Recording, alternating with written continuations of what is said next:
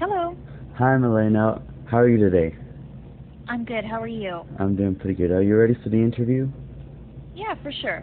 Alright, so first off, I would like to ask you about some basic facts about yourself. Some basic facts? Yeah. Um, like, uh, what do you mean by that? Well, your name. Yeah, it's Marlaena Moore. Alright. How long have you been doing music? I've been playing music, since I could possibly remember, but then playing shows and kind of doing it a little more seriously since I was 18, so about 10 years now. Oh, yeah. What's your favorite color? Probably red. Do you like sports? No. Um, would you say you're more, what's your genre? Well, honestly, I tend to just say that I am indie rock music, whatever that means Oh, yeah. to anybody. Yeah. And do you have any hobbies? I like watching TV shows. I like going for walks, and been getting into tarot reading, and yeah, nothing too crazy. Collaging and stuff like that. Pretty average. Yeah, pretty chill. Yeah. Alright, what first got you into music? Well, I'm not really sure. I just it's just kind of always been part of my life there. Who inspired you to make music? Was anyone that was like a leading factor in your decision? No one in particular really. Again, it's kind of hard to remember. It's just always kind of been there. When I started learning how to play guitar, I listened to the Beatles quite a lot, so I guess that definitely had a big influence on me. And through there, just like discovering more artists that I liked listening to, so I guess that kept me going. Why did you choose to pursue music as a career? Like, why not go someplace else and do music as a part-time or for free, like, for fun? I don't know. I guess I mean like I guess it kind of always starts out that way. I guess there's just not too much else that I'm really interested in doing, if I'm being perfectly honest. And I don't like I still don't know if this is gonna be a stable career. I mean, I think anything in the arts can feel a little bit scary venturing into, but it's been going well so far. And again, there's like it just kind of feels like it's what I'm supposed to be doing, if that makes sense. Gotcha. How would you describe the music that you typically create? Like, would you say emotional? Would you say passionate? How would you describe it? Well, I just try to be very honest. I don't want to make anything that sounds too contrived, and so I guess if you mean in terms of lyrically, I guess I just try to draw from personal experience. So I guess the word would be very personal. And then in terms of sounds, it's just kind of sort of revolves around whatever I'm listening to at that time. And so like with the last record, it was very, it was inspired a lot of like 90s indie rock bands like Pixies and Breeders and such. And so that's kind of where that, the sound went. Gotcha. And what is your creative process like when you're writing a song? Like, what do you do to get yourself set up? Well, I try to journal every morning just to try to kind of unclog my brain a little bit. Again, I like to go for really long walks and just kind of like think things out. I tend to pace a lot when I'm thinking things out, and so going for walks kind of helps me think things out kind of clearly. And then I just kind of like just play around on the guitar, nothing too yeah, I'm self-taught and not a very impressive musician, and so I just kind of just fiddle around with the guitar until I find something that I like. That's cool. I think you're a very impressive musician. Oh, thank you very much. That's so kind of you to say. What would you be doing right now if it wasn't for your music career? Like, if it like didn't go nowhere? Where would you be right now? Didn't go nowhere. Well, I guess I would. I'm also very interested in film, and so I guess I would be trying to learn more about that and kind of get more into that. Again, it's kind of hard to say because the other thing too is like I'm pretty, yeah, pretty small potatoes when it comes to like other people doing music, and so I still have a lot of options right now, and so I would say probably film other than music is one of my main interests. So I guess I'd pursue something in that Gotcha. area.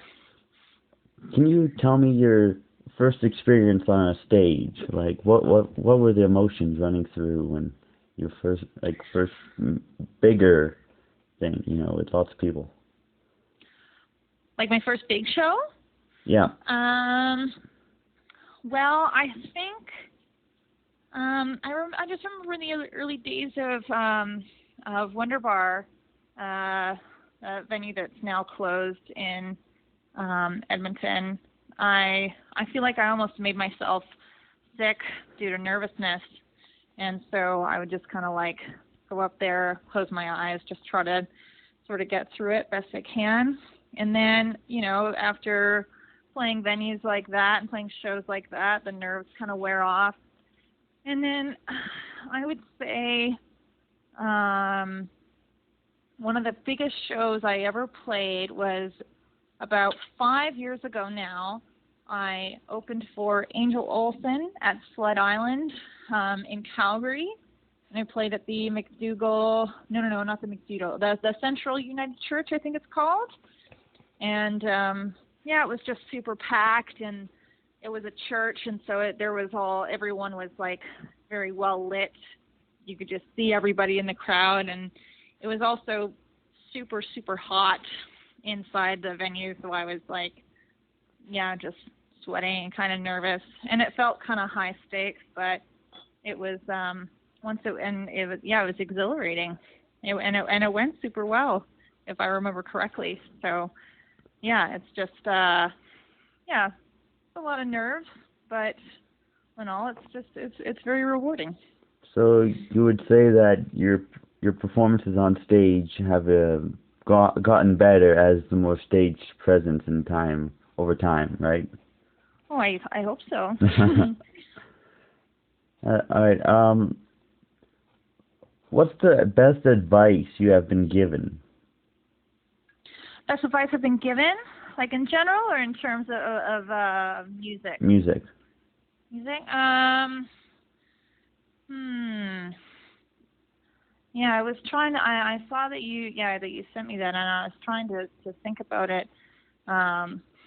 It's kind of tough. I remember early on when I was quite young, my dad actually telling me to just really treat it like you're just just playing in your living room on the stage. Like, don't try to give it any stakes, really. Mm-hmm. Just kind of play like you have, nothing to gain and nothing to lose, in a way.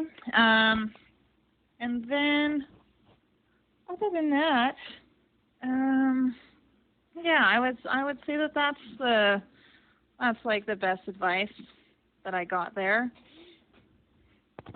Yeah. Gotcha. All right. So, when you're performing, what is your favorite song to perform? It could be original or a cover. Is there a song that that you love to sing, like, over all the other ones?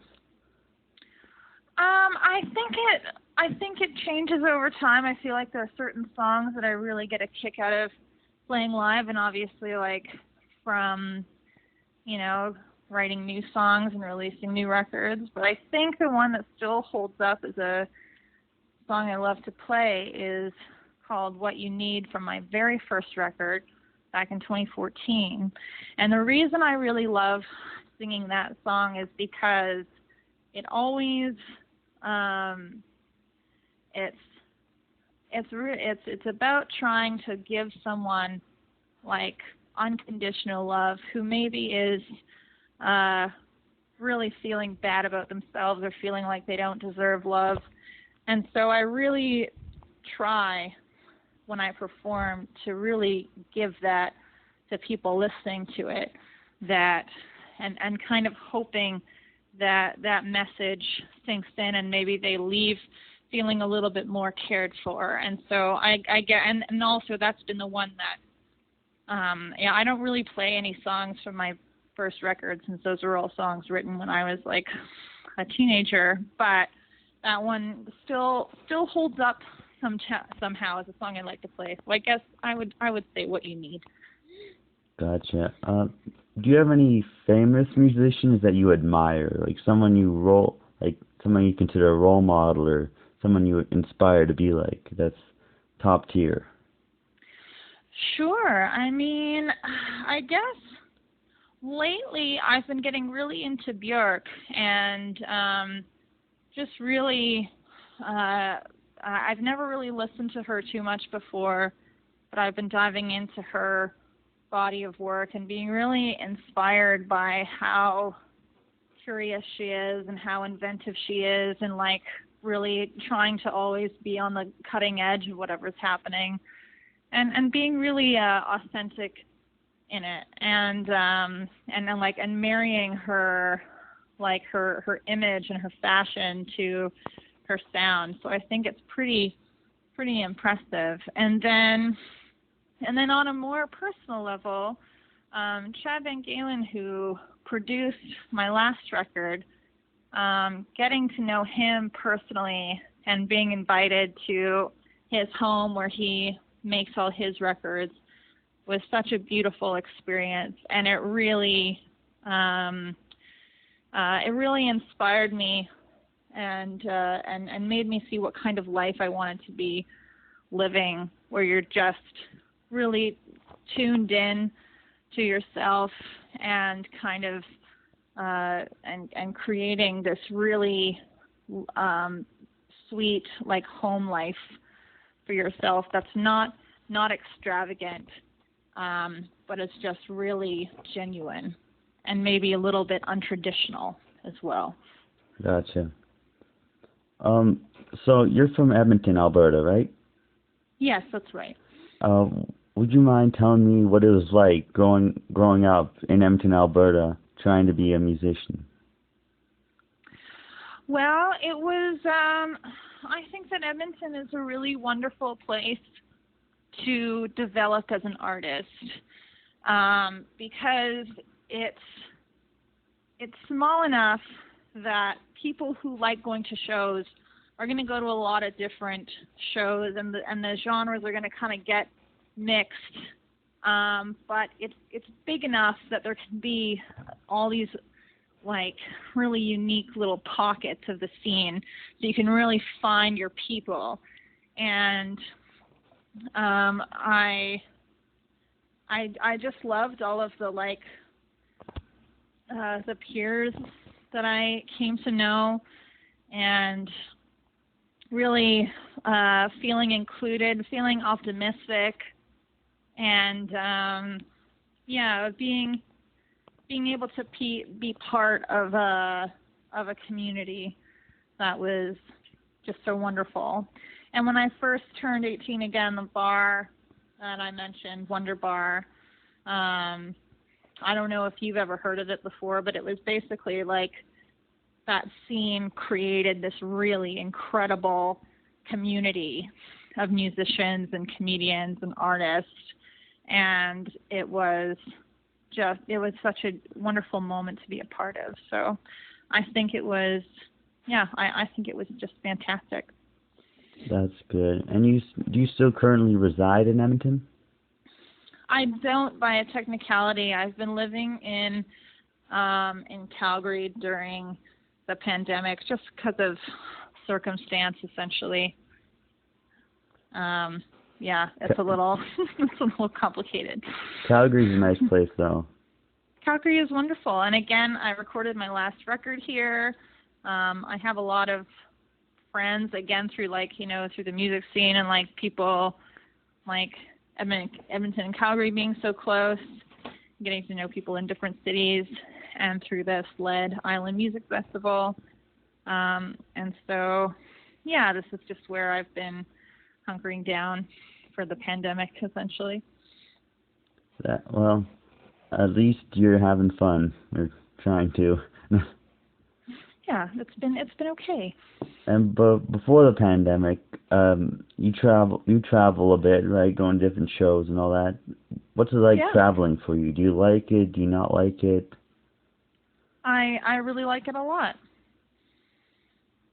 And any particular place or city or any city that you kind of draws out and it's like, oh wow, this is a cool place?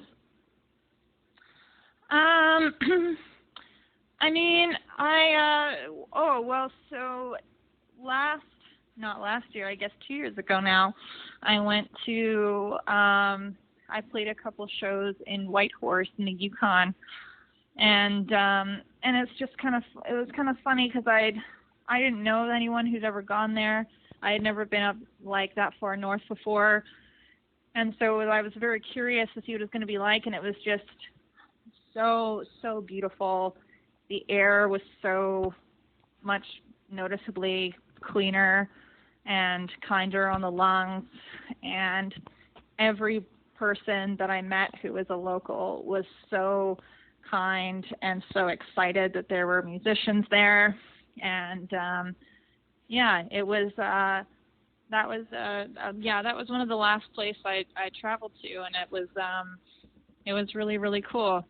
And I like going everywhere. I love the big cities like Toronto and Vancouver and Montreal. But I also have a soft spot just from doing the cross Canada tours of the smaller places like Lethbridge or Saskatoon. And I actually really love Winnipeg a lot. It's got a really amazing music scene. They had, of course, pre-COVID, a lot of really amazing venues, and That's cool. So let's just pretend that you're one of the top-notch people in the music industry. Is there anything you would change about it? Anything you'd change or fix? I would pay artists more money from their streams. Oh yeah. The way it's kind of set up right now is it's not great. And the thing with Spotify or any of the larger streaming services is it's essentially kind of become a necessary evil for kind of ground level artists or people trying to get more attention, because that is where audiences are listening to music. And so if you want to get listened to, and especially now, there's no shows happening, you kind of have to put yourself onto these streaming platforms to get to get plays, to get listened to, for people to have easy access to your music. At the same time, Spotify is just raking it in, and the way it works is that it's essentially kind of like a co-op almost. I'm not really sure if that's the right word. Where basically it's you're kind of, if you're a musician and you have and you're getting plays, you're getting streamed on these sites, you're getting it's all getting divvied out kind of equally. So if you're someone who has maybe 10,000 streams, if you listen to an artist who has 10,000 streams, essentially that play is going to get divvied up, and most of your money is going to go to Bruno Mars or whatever. And so it's just the way they have it set up, it's just not super fair. Gotcha. To people who are, it's even a penny a stream would be incredible at this point. Right. Do you feel for the rising musicians that the industry is doing enough to help them? Well, it's kind of that's a tough question because I think right now, I think people with COVID happening, I think people are consciously being a bit more supportive of artists, being aware that like the livelihood of artists and the development of artists resides on touring, and with that unable to happen, I think that there is a little bit more sympathy from the industry and from audiences right now. But at the same time, I think there is the attitude of there's a million musicians out there. No one asked you to be a musician. You're doing this on your own. You have to pay your dues, and you have to be good, kind of. And it's not, I don't necessarily agree with that sentiment. It's a little bit pessimistic, unfortunately, and I'm not a very pessimistic person. But it's kind of tough to answer that because obviously I think that in any industry there could be more happening, but I don't know. Right. All right. What's next for you in your music career? Just gotta get another album going here. I've been writing and recording some demos here in Calgary, and we'll hopefully be in a studio recording the real thing sometime this year. Gotcha. And let's say whenever this pandemic is over, hopefully soon, because I miss watching and going to see live music. Let's say after that, do you plan on doing a whole lot more shows or Yeah, certainly. I mean, I technically still I have shows booked in Europe for this fall. So and ooh, again, fancy. It's kind of like yeah, I don't like I don't know. It's just like, well, again, after last year, I'm trying not to keep my hopes up too much. But if it ends up happening, that's great. And then if it doesn't, then that's just kind of the way it is. Has it's kind of been this whole time. So yeah, I mean, the plan last year was to do a huge tour, but then everything got canceled, like everyone else's stuff. So right. Yeah, we'll just see. I have no idea. But yes, obviously, when everything is, when we are permitted to play live shows again, and it is safe enough to do so, I can't wait to get back on stage and play for people. Right. One last question. What would you consider yourself as? Do you consider yourself a musician, a songwriter, both? Like, what would your title be? I guess I don't know. That all sounds good to me.